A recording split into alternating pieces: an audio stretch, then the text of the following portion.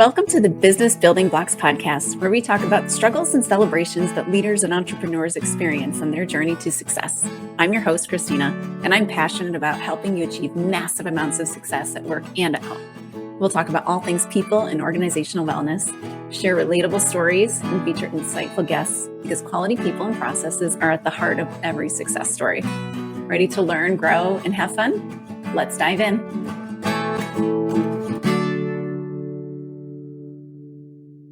Hello, and welcome to the Business Building Blocks podcast. I'm your host, Kristina Schmitt. When this episode drops, it will be New Year's Eve. So it is time for my annual New Year's resolution public service announcement. So here it goes. You are not perfect, and therefore your goal setting or your New Year's resolution will very likely not go perfectly from day one. So many times when we set New Year's resolutions, we say, okay, starting January 1st, I'm going to be fill in the blank, but AKA completely different. Something is going to just change because it's January 1st. If you've listened to any other episode I've ever done, you've probably heard me say something about how we just don't change that way, right? You can talk evolution, you can talk just team development, getting to know anyone, anything you talk about, it is not an instant thing. There's a gradual shift to what we do and how we do it. Mind you, you may say on January 1st, I am going to start doing X, Y, or Z, right? And you can start doing it, but there's going to be resistance in your body because we don't like to change. We don't naturally just change. And so you're going to have an adjustment period. And usually the reason why so many people, it's like 2 weeks of January, you're great. It's because you can white knuckle it for 2 weeks or even a month, maybe. You can white knuckle anything for a little while, but eventually we want to get back to our natural state. So it's important to understand that we're going to have those setbacks, but it's also important to try to understand what got in the way, what caused you to fall back, and what are you going to do about it? So today I'm going to talk through what we do, how we can coach ourselves when we struggle with the goal, and just as importantly, how we can coach our team members, how we can start to investigate and figure out what went wrong, and how we can do better going forward, or what are we going to do now? All right, so let's get into it. First of all, when you fail, I'm not going to say if, I'm going to say when, because there will be a time that you're going to not do the thing that you've set. Okay, so let's say you failed. All right, so first, let's get our emotions in check. All right, let's make sure that we're not beating ourselves up. Let's make sure we're not blaming somebody else, but we need to get our own emotions in check because you know what? We fell down. This is normal. Okay, so let's take a deep breath. We can do the big belly breath. So in for 4, out for 6 with a pause in the middle. We can do that. But basically, let's take a step back and just be real. Understand that, hey, that will happen. Okay. When we start shaming ourselves, when we start berating ourselves, we just get stuck because we can't move forward. We can't learn when we're feeling shame. And that is the surefire way to make sure you fail if you keep yourself stuck in shame. So let's get out of the shame. Let's get out of making ourselves feel badly and just say, okay, we expected this. Now what? Okay. So that's first step.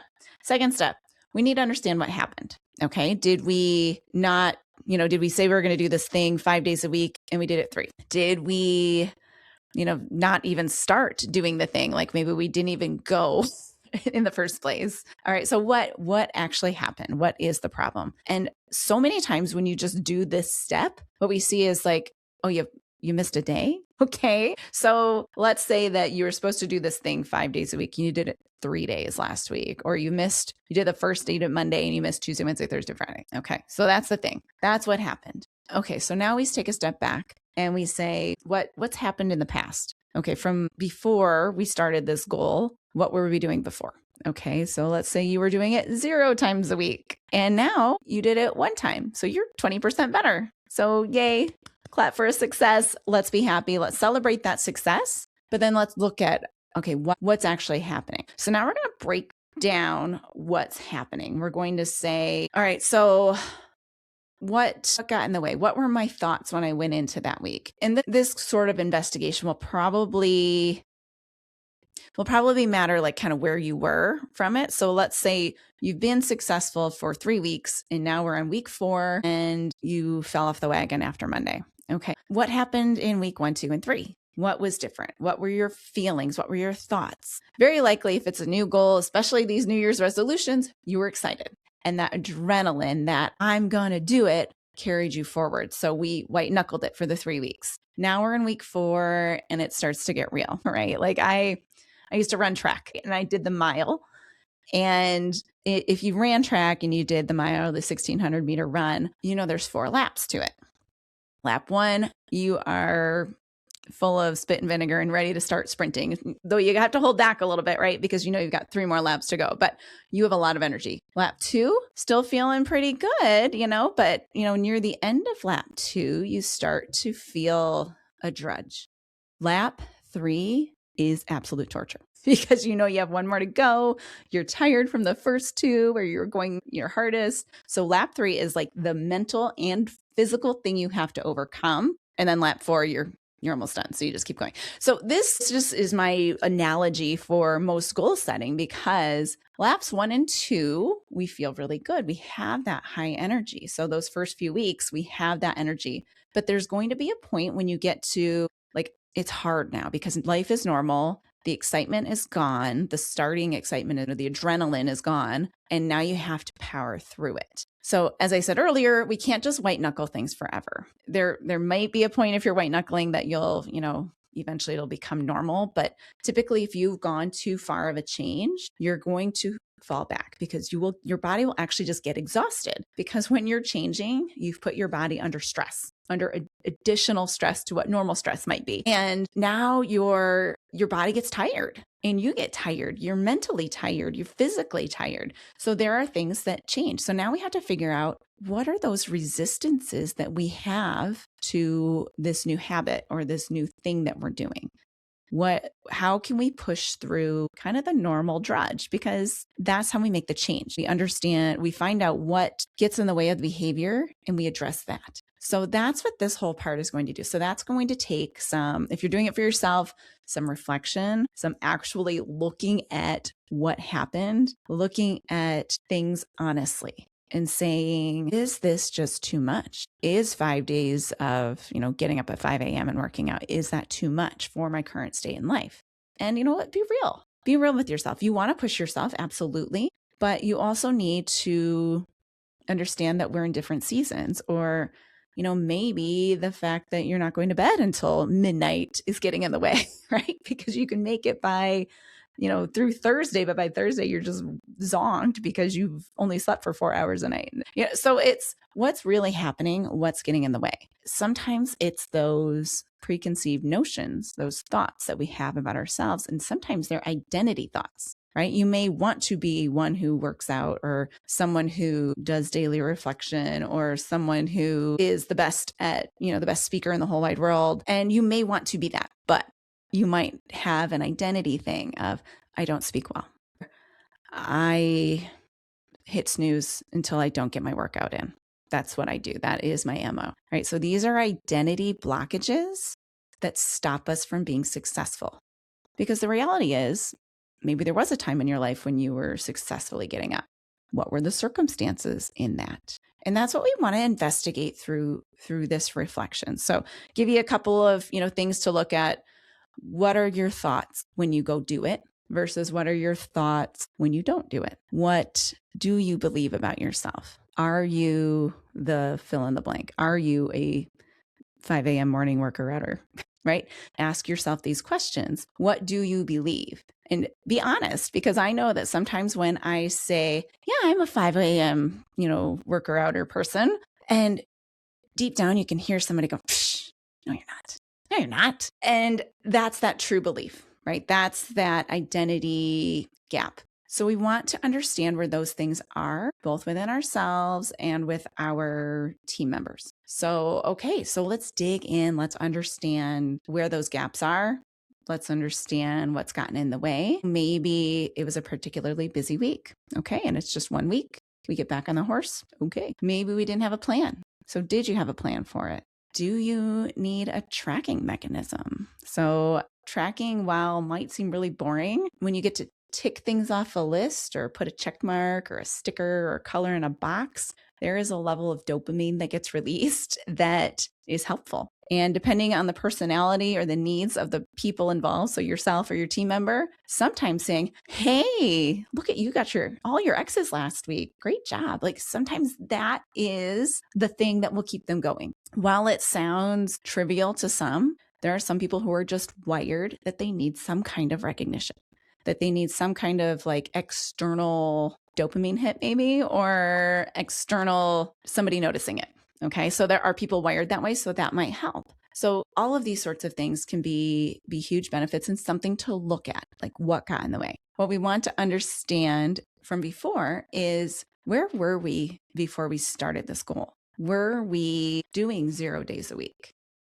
And were we, are we now asking ourselves to do 5 days a week? And is that too big of a leap? And that can be a huge part of it. So that where you were before, it does matter. I say this a lot, but we can't go from 0 to 60 instantly. Usually we have to tick mark things up, right? Sometimes it feels like we need to go something cold turkey, or we need to go all in, otherwise we won't do it, and maybe start there. But when you find yourself at week 3 or 4, saying, I just can't do it anymore, maybe take a step back, maybe say, I actually don't need the 5 days a week. I need 3, right?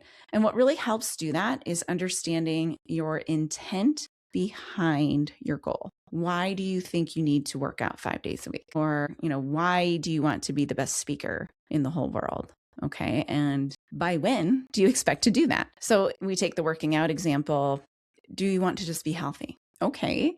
Do you have to do 5 or can you do 3? Will 3 be healthier? Because it's not about instant change. It's about progress. So we say progress, not perfection a lot.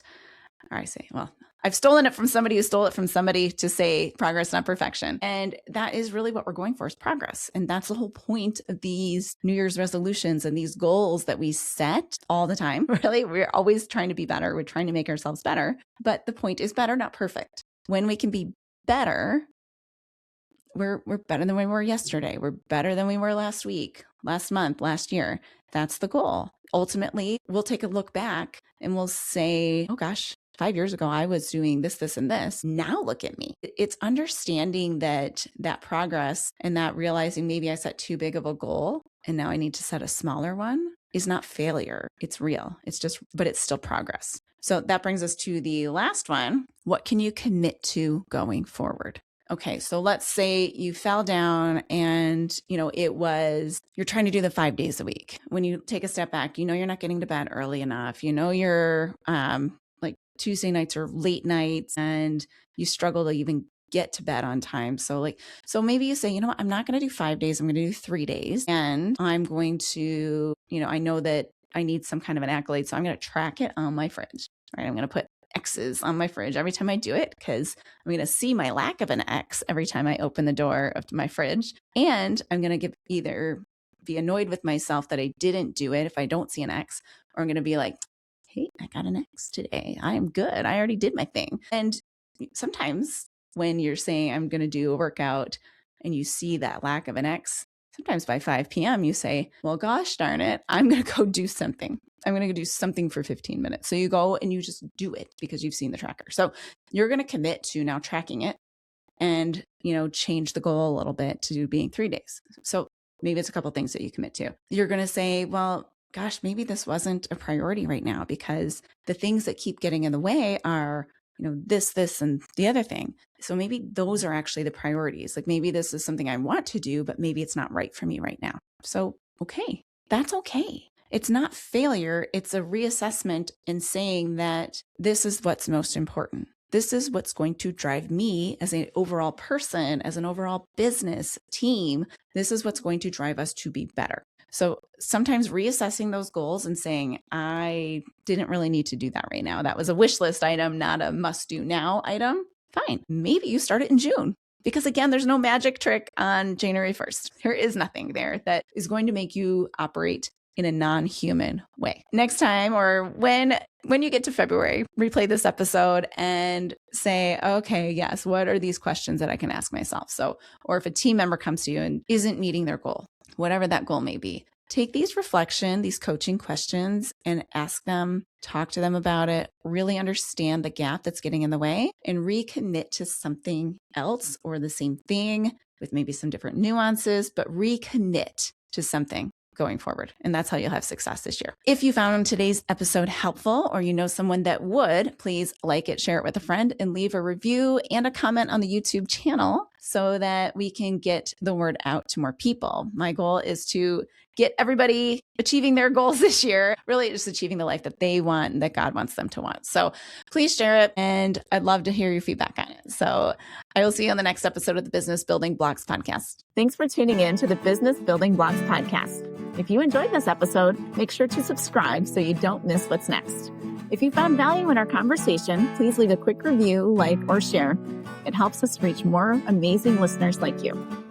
For more resources and insights, visit KristinaSchmitt.ca, where you can find tools and support to empower your leadership journey. Thanks again for listening, and we'll see you in the next episode.